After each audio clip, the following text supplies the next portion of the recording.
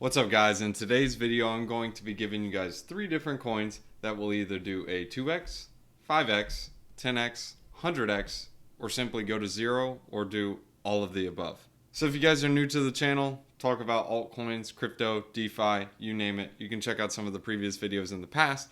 But let's go ahead and get into this. We're going to talk about the very first coin, Stacks. So what is Stacks? Well, Stacks is a smart contract platform that is built using Bitcoin security. So you can kind of consider it like Arbitrum to Optimism is to ETH as Stacks is to Bitcoin. It's not exactly like a layer 2 because it has its own validators. Let's go and explain the thesis on Stacks. If we jump over to DeFi Llama and take a look at all of the alternate layer 1s or layer 2s or other chains that we have, the list goes on and on and on and on and on. There are a ton of them. There are a bunch more on CoinGecko if you want to check them all out. You got ETH, you got BSC, you got Cardano, Polygon, Solana, Polkadot, Tron, Chainlink, Ethereum Classic, Stellar, Aptos, Hedera. All of these have their own DeFi. These are smart contract platforms that have their own DeFi chains and integration.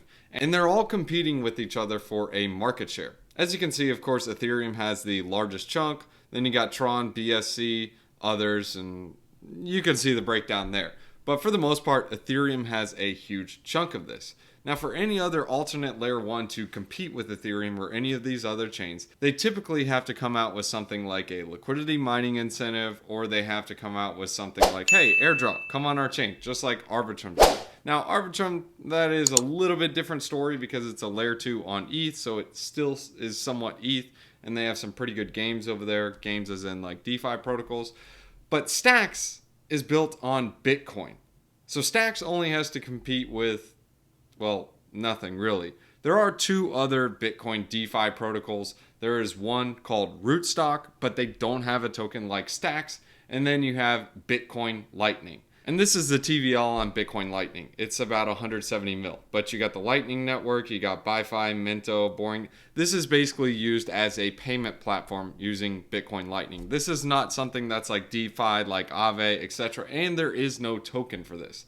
This is just specifically Bitcoin that's put onto the Lightning Network. Where Stacks is a little bit of a different story. It actually has a couple of different DeFi protocols, but they're built on top of Bitcoin security. So the point I'm trying to make is Stacks doesn't have to compete with Avalanche, Polkadot, Cardano, Cosmos, Ethereum, Binance Smart Chain, Tron. I could just go on and on. It doesn't have to compete with them because it uses an entirely different network security. It's using Bitcoin. There is no other Bitcoin. Bitcoin is the most secure network that we have in crypto. Other thing to note with Stacks is that they've been given the green light by the SEC. This is an old announcement, but you can see here Wednesday cleared blockchain startup Blockstack to sell Bitcoin-like digital tokens. So these are, instead of like ERC20s on Ethereum, these are going to be like the ERC20s on Stacks. And in addition to this, Bitcoin has a problem. As the network rewards decay over time, which because there's only 21 million Bitcoins and we have the halving every 4 years, the security budget on Bitcoin is going down because emissions are reducing. Press released his thesis on Stacks, and he explained that this leaves Bitcoin with 2 options for long-term security. Either the hard cap can be removed, which it most likely won't be because that's the whole gig for Bitcoin, 21 million, or the Bitcoin community must figure out a way to generate a sustainable fee pool to compensate miners instead of purely relying on emissions. So this could be like the BTC ordinals that we saw, or it could be something like Stacks, increasing the transaction revenue for Bitcoin, which goes to miners for Bitcoin security. So again, like we said, there are 3 main L2s on Bitcoin. You have Lightning, RSK, and Stacks. Stacks is the only one with the token, and it's the furthest along in its development with NFT, DeFi, name services, etc. And the main catalyst coming for Stacks is that Nakamoto, it's an upgrade that's coming to Stacks. It will basically allow for the development of more traditional crypto dApps like OpenSea and Uniswap to exist on Stacks. And one of the most important change from this upgrade is that the block times of 10 to 30 minutes will be reduced to just a few seconds. The reason why it's 10 to 30 minutes, believe me, I've tried it, I've used it, using the different dApps on Stacks, it's really long. And that's mainly because that's the block times on Bitcoin. You can't change that. But once this upgrade goes through, this will allow scalability by allowing transactions to only be a couple seconds, and this will also introduce subnets to further decrease block times. This is what these subnets will look like. It's similar to Avalanche and their layout, but you can have one chain over here doing its own gig. This could be like a gaming chain. This could be like a DeFi chain. This could also be another gaming chain. And this goes back to the Stacks main layer. And then the Stacks main layer routes to Bitcoin. So kind of like a layer 3, you can consider it. So layer 3 settling on layer 2, which is Stacks, which settles on Bitcoin. In addition to this, we will be getting SBTC. This is basically synthetic Bitcoin that is able to be issued on the Stacks blockchain in exchange for actual Bitcoin. So instead of the wrapped Bitcoin that you get from BitGo, which is a centralized entity, this is going to be given out and issued from a decentralized entity through Stacks. So this SBTC can be used in smart contracts. Like I said, it's decentralized, and it unlocks the $500 billion in Bitcoin capital being able to use in DeFi. And the reason why it's 500 billion is because you can see here, this is the Bitcoin market cap, $522 billion. Whereas most of this just sits idle in wallets and it doesn't do anything. They can now use this in DeFi. This is what happens when you used a centralized wrapped Bitcoin. This is Sol Bitcoin. This was issued through FTX or Alameda, as you can see here, but basically they went bankrupt. It's through a centralized entity. So this Bitcoin it's way off peg. Deploying capital, steady lads. One other thing for Stacks, in order to reorg the chain, any of the transactions on there, you would have to reorg on Bitcoin, which is super expensive to do. So in summary, what do we need to take from Stacks and the Nakamoto upgrade? First, transactions are secured by 100% of the hash power of Bitcoin. Second, it's a novel decentralized Bitcoin peg. So this is going to be your synthetic Bitcoin that can now be used in DeFi. It's not backed by some centralized entity. Atomic BTC swaps and assets owned by Bitcoin addresses. So we now have atomic swaps. And basically an atomic swap allows you to swap between one crypto asset and another. Now I get you can do it on ETH, but the difference between being able to swap Bitcoin to ETH is that if you're doing that on Ethereum, these are not the actual asset. The atomic swaps will allow you to do actual Bitcoin with something like actual ETH. So these are swaps between the native assets without a central party. And the biggest factor, scalable, fast transactions that settle on Bitcoin. If you just zoned out for the past few minutes, just remember this. Scalable, fast transactions that settle on Bitcoin. The other alternate layer ones don't offer that. Oh, and one other thing, most of the tokens are already emitted. As you can see here, about 30% more of inflation. Other than that, it's already reached about its fully diluted valuation. And if you wanted to stake your stacks, you can earn actual Bitcoin. So when you're staking this, the staking rewards are not inflationary STX. In fact, it's in Bitcoin. I'll leave a link in the description below so you guys can check out this article from Hal Press. But let's go into the second one. This is Joe, Trader Joe. Now the sauce that's going on with Trader Joe is V2. The TLDR on what Trader Joe V2 is that it's Uniswap V4.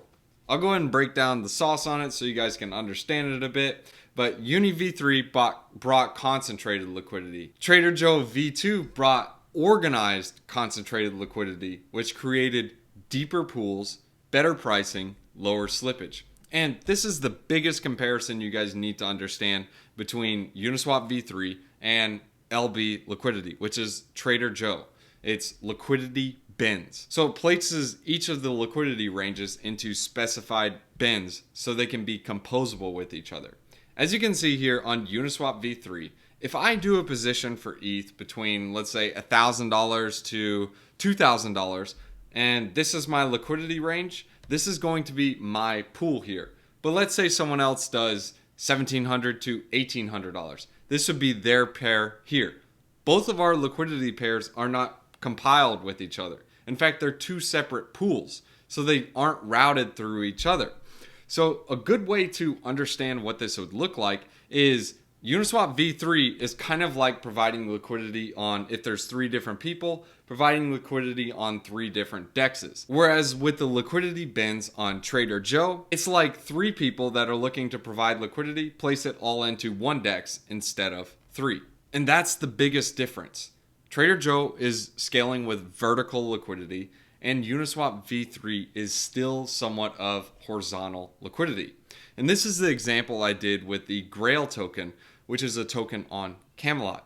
As you can see here, if I swap half an ETH with Grail on Uniswap, I get 0.28974. And if I swap on Trader Joe, I get 0.289819. So I get a little bit more. But take a look at the liquidity. There's $22,000 in liquidity on Trader Joe. On Uniswap, there's $370,000. There's more than 10 times the amount of liquidity, yet Trader Joe gives better prices. Why is that? Well, it has to do with this, the Uniswap v3 liquidity versus the liquidity bins. The liquidity is now composable and it stacks upon each other to be able to give the best prices and lowest slippage. This also gives more fees to the LPs. And me as an LP, I tried Trader Joe. I did it with the Arbitrum and ETH pool. It was paying like 7% per day. Now, sure, there was impermanent loss because the ranges are tighter, but in my opinion, it's a better alternative to Uniswap v3, especially if you understand how to use it. You can also use the liquidity bin tech to your advantage by using it as different strategies to either buy the dip for DPEGs, sell the rip. There's different strategies. An example is the DPEG bet. Let's say I'm providing liquidity on stablecoins and I want to profit when a stablecoin depegs. Well, I can provide liquidity into different bins to where if it does reach that price, I get paid to buy the dip or I get paid to sell the rip. Another example is simply getting paid to dollar cost average. So as trades are going through on these different liquidity bins right here, I'm basically swapping. Let's say I do some stable coins and Bitcoin and I throw in $1,000 in there and I do the liquidity range from 20K to let's say $19 or $19,000. As the price of Bitcoin is going down, it's selling my USDC into Bitcoin and I'm getting paid fees on top of that. And if I want to, I can customize it to where it buys most of the Bitcoin at the lowest price. So I can say, hey, I want to buy $500 in Bitcoin in the lowest bin, which is $19,000. Or I can be like, I only want to spend $50 if it's at $19.50 because I think it's going to go down. But just in case, I don't want to miss out on it. Now, of course, in order to realize this impermanent loss, or at least buying the dip, you do have to withdraw from the LP to do that. But if you don't, you still get paid fees for doing that. So it's basically getting paid to buy the dip. And the same thing when it goes up in price. If you're wanting to get paid to sell the rip, you can provide the liquidity range to where it's like, hey, look, I'm going to sell at the Pico top the most of the tokens. You do have to withdraw to realize this. But again, you get paid to buy the dip, sell the rip, or you can get paid on a DPEG event. Now, it doesn't end there for Joe. Joe, currently, the staking token only earns the yield on Avalanche of their Trader Joe V1. This is not including V2. V2 revenue share doesn't get turned on until about 2 weeks from now. So currently the APRs are a bit low. And as you can see here, the TVL on V2 is basically up only. This thing is constantly trending up. It's because it earns LPs more fees and it gives traders better pricing. And you can see these are some of the APRs on the ARB ETH pool. It pays over 227%. You also have another one at 384. And this is in APR, not APY. Whereas compared to Uniswap, as you can see here, on average, you're going to get around 175%, maybe 200%, depending on the LP pool. But that's APY. On Trader Joe, it's in APR. And on average, you're going to get at least 250, 275%. As you can see here, the Trader Joe V2 LP pairs are outperforming what Uniswap does. You can see here on $10 million of liquidity, they're doing over 30 mil in volume. Whereas a traditional pair on Uniswap, the ARB and USDC or ARB and ETH, on 16 mil in liquidity, it's doing 34, so about 2x. and another one at 35 mil, it's doing 44 mil in volume, so about a 1.2x. So Trader Joe is doing more than a 3x, and the other guys are doing about a 2x or less. Something to keep in mind. And lastly, one other thing to point out is the Trader Joe token emissions are on the decline. It's basically getting to the bottom of the barrel, to the last of them. As you can see here, the circulating supply is 343 million, the total supply 476, the max supply is 500 million. In order to earn a yield on your Trader Joe token, you can stake it on the Trader Joe platform, and it's just going to earn you yield in USDC. So it's not paid in inflationary token. Now, of course, for both stacks as well as for Trader Joe, if Bitcoin dumps or nukes, all bets are off. These are just different tokens I'm looking at for long-term plays. And the third and final token is CoinFlux, CFX. This is basically considered China's ETH. Now, CFX has a ton of partnerships. It's actually the first and only endorsed public blockchain for China. So this is why I would consider it China's Ethereum, and it is consensus to be a narrative on Twitter. You can check it out as well, but they get a lot of partnerships. Another one is China's Instagram. This is Little Red Book. They basically have over 200 million monthly active users, but the TLDR, it's like China's Instagram. These guys partner with Conflux. Next, you even had McDonald's China release the first Rubik's Cube creative work basically using Conflux. They also partner with one of the largest telecom services in China, China Telecom. That's just to name a few. Think Conflux is Ethereum China. Now here's the catalyst. China ramps up economic support. So basically they are having stimulus and inflation over in China. This money has to go somewhere. And if you remember earlier this year, Hong Kong will officially make crypto purchases and sales, trading fully legal to all of its citizens. Conflux, tons of China partnerships. It's goody-goody with China. You got money coming into China as stimulus, and you got crypto trading being open in Hong Kong, China. And even in a sea of red outside of Arbitrum and Kava, Conflux happens to be up TVL-wise, up 7% in the past 24 hours. There are a couple of things you can use on Conflux. You can use Swappy, which is basically like a swapper with curve-like VE tokenomics. You got Nucleon, which is liquid staking. You got Golito, which is basically like your Aave on the platform. There are a couple of things on there. One thing to remember about Conflux is that it's a dual chain system. So similar to Phantom, it is a DAG-based chain to where it has a EVM side as well as the actual chain side. So there's a Conflux chain, this is where all the partnerships are. And then you have the EVM chain, which is similar to like any of the other EVMs like Avalanche, Polygon, Phantom, etc. Anyways, guys, I'm trying to keep this video short, kind of hard to. Those are the three different tokens I'm looking at as long-term plays: Stacks, CFX, and Trader Joe. If you guys would like to join the Discord to get content I don't show on YouTube, as well as get exclusive updates and chat with a bunch of other degens just like you, make sure you guys check out the Discord link in the description below. It is the Patreon link. And let's go ahead and hit you guys with a wisdom one-liner. We're in Proverbs chapter 11, verses 4. Wealth is worthless in the day of wrath, but righteousness delivers from death. Be good, be righteous. Peace.